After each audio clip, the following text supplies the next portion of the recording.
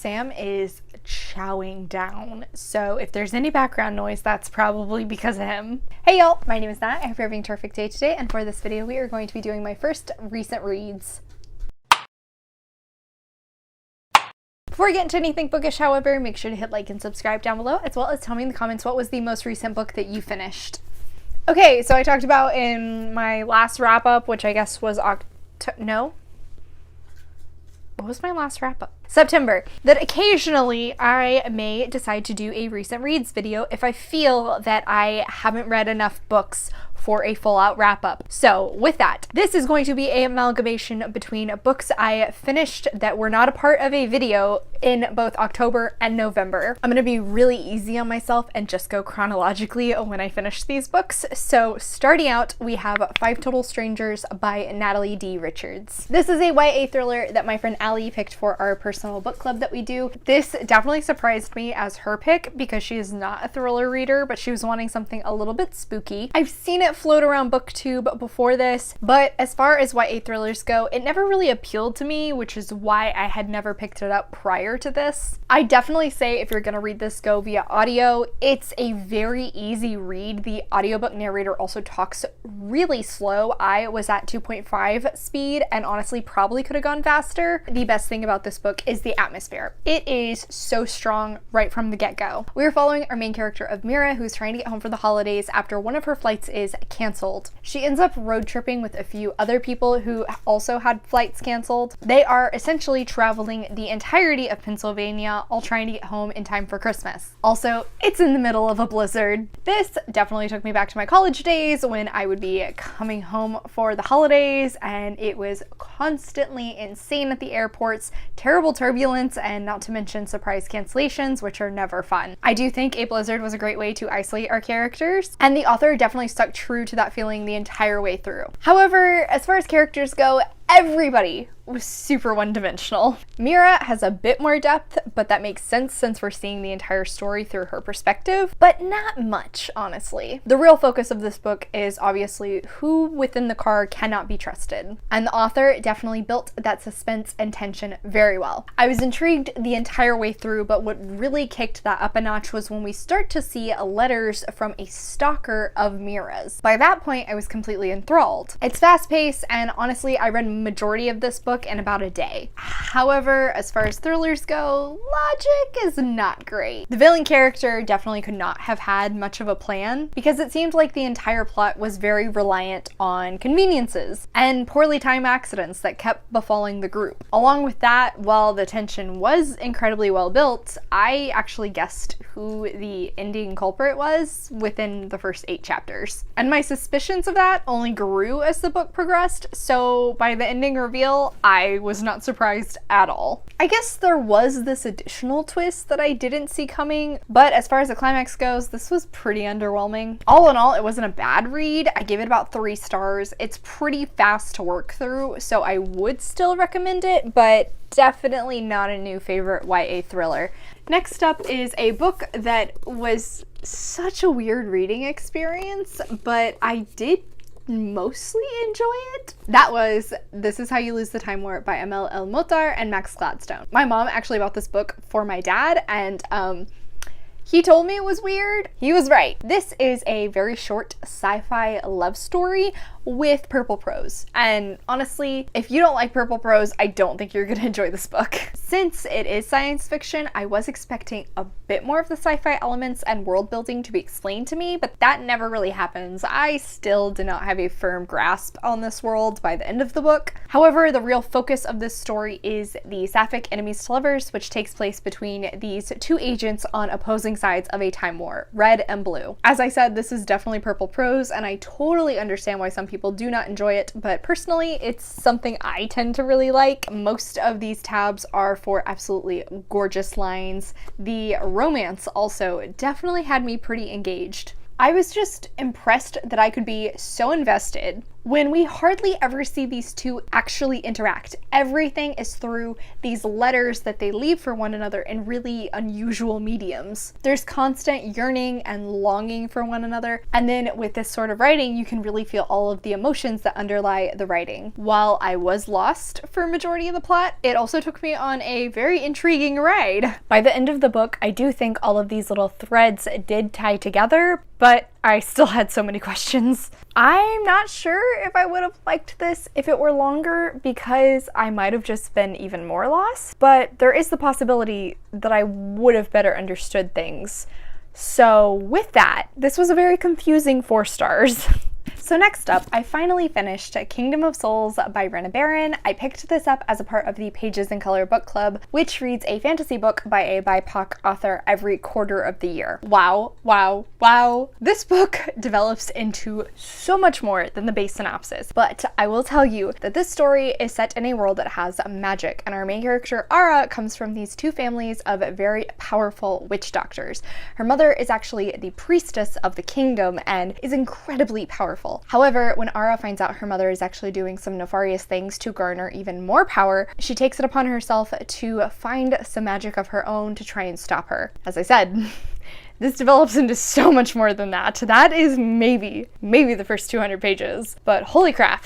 I had such a good time on this ride. Out of the gate, I want to say this is not everybody's type of fantasy, but it definitely reminded me of the Sands of Aralia duology, so of course I enjoyed it. The world is incredibly rich and very layered. It has a basis in West African mythology and Yoruba culture, but it has a very complicated history and multiple different magic systems. There is tons of exposition in the beginning of this book. We see the laying out of different cultures, the different cities, the different power systems, plus the fairly large cast of characters. All of that is relevant to the plot, which I think is particularly impressive given how much buildup there is. Our main character, Ara, is by far the most well created, and the arc she goes on throughout this story is phenomenal. Her family is complicated, but I could never look away whether it was the familial drama, the political scheming, or the fantastical elements. There's a bit of a forbidden friends to lovers romance between Ara and her childhood best friend Rudajek. Initially, I did have a very hard time deciding whether or not I wanted to see these two actually become a couple, or whether I loved them more as best friends. Now that I'm currently in the middle of the second book, I can tell you there are some additional elements that make that Romeo and Juliet become even more forbidden, and that has fully established me as a shipper of the 2 of them. The plot is a ride. I was slack-jawed by the end of this book. As I said, I have already started into the second, and it's just as much a ride. This was surprisingly dark at times, and when this ends, I really didn't know where we could possibly be going from there. But what we are now seeing in the second book, it's just taking those dark elements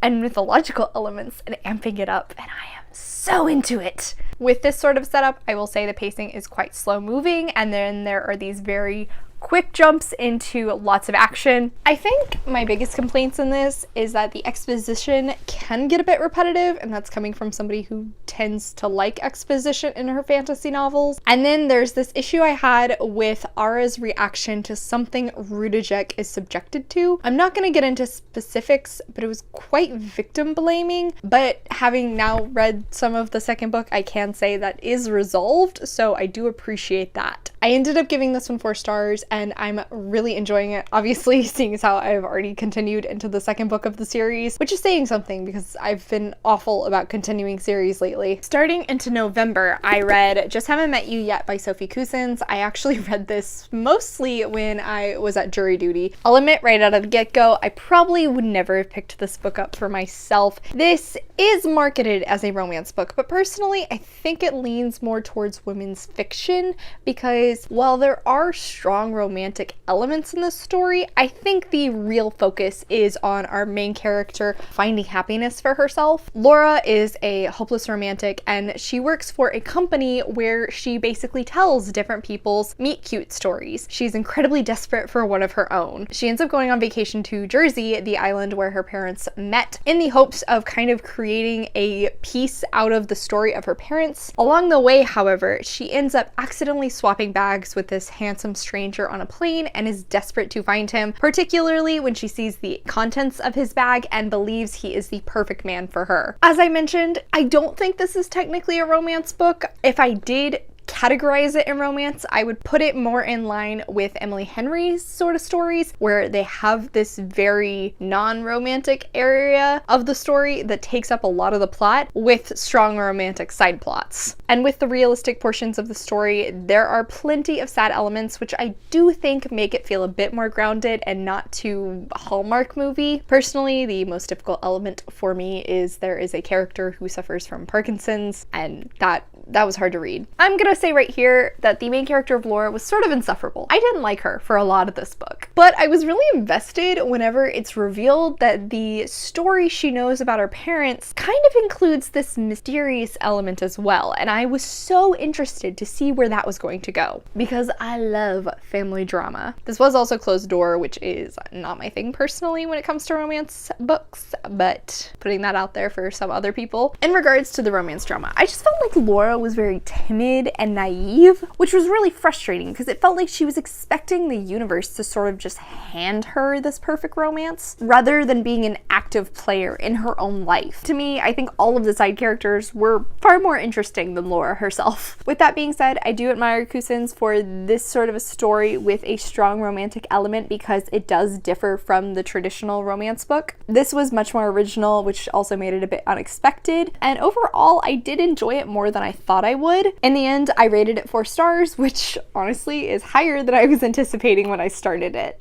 Next up are the last 2 books in a series, which I finished in my final book support group readathon vlog, which I'll put a link to that in the cards up above. That was the Winston Brothers series by Penny Reid. I can't believe this series is over. It hurts my soul. I finally was able to see the romance between the second oldest Winston boy, Billy, and his childhood love, Scarlett St. Clair, otherwise known as Claire McClure. We see little hints of these two's background in all of the previous books, and every single time it made me so desperate for their story. I needed to know what happened between them. Wow, I was not anticipating the emotional pain this book was going to put me in, which was Beard with Me, the 6th book. This one is looking at their romance from when they were teenagers, and it actually is a full-length novel. Reid makes a point on Goodreads to say that this is not a romance book, it is a love story, because it is not a happily ever after. The hate to friends to love evolution in this book, it had me so invested the entire way through. My heart was constantly in a vice, and even though I knew this wasn't going to end on a positive note, it still had me crying. More than once. With that all being said, while I do love the background that this book finally gave us between these 2 characters, I do think this was a little too long and definitely dragged at points. It felt like we genuinely saw every single moment of Scarlett and Billy's life throughout these months, which oftentimes didn't seem 100% necessary. I think many scenes in this book could have been cut out, and this book still would have had the same emotional effect. On top of that, since there are so many nods to the mysterious background that these 2 have in all the previous books, it did make the plot a little predictable at times because we had heard about some of these events happening in previous stories. There was one element that I really felt uncomfortable with when reading Beard with Me, but once I started Beard Necessities, I appreciated that something that could have been handled really poorly and romanticized was instead talked about in a serious manner, and I really appreciated Reid for doing that. So with that, the last book, Beard Necessities, is following Billy and Scarlett as adults, where they're actually on vacation with the rest of the Winston clan in Italy, and the whole family that we have had build throughout all of the rest of the books is basically working to force these 2 together to talk about their past, their problems, and finally admit their feelings for one another. I loved that all the lead up we had around these 2 led to such a tension-filled last book. It kept me so invested the entire way through. The back and forth in both the banter and the healthy communication was so good. It was hard to put this book down. I was watching every single interaction between these two like it was a tennis match. With the background of Italy, this book definitely felt like an escape and also helped it to stand out amongst the previous books, which mostly are all set within Green Valley, Tennessee. I loved that the entire Winston clan was conspiring to force these two together in different scenarios and make them talk to one another. And I think it made it so much more satisfying whenever they finally do admit their feelings. The discussions that took place in this book felt really realistic, as well as definitely needed given the amount of trauma these two have gone through together in the previous book. I'm so glad that both Billy and Scarlett were able to heal on their own and then come together to have a healthier relationship because of that. Cletus in particular consistently poking his nose in and forcing these two to talk about their background, I think it made everything all the funnier. My one complaint that I had with this one is I felt like Scarlett's personality was a little too similar to Jessica from the first book. I don't know, it might change upon reread, but I just really felt like Scarlett didn't stand out quite as well in comparison to some of the other fantastic female main characters in previous books. I just wanted her personality to be a little bit more distinct. In the end, I ended up giving Beard With Me 4 stars and Beard Necessities 4.5.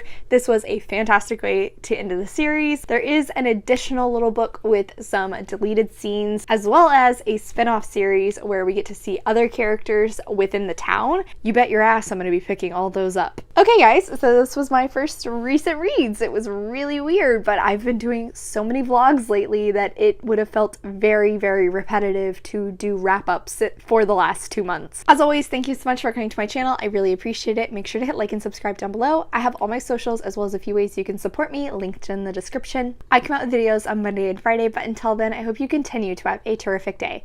Love you, bye!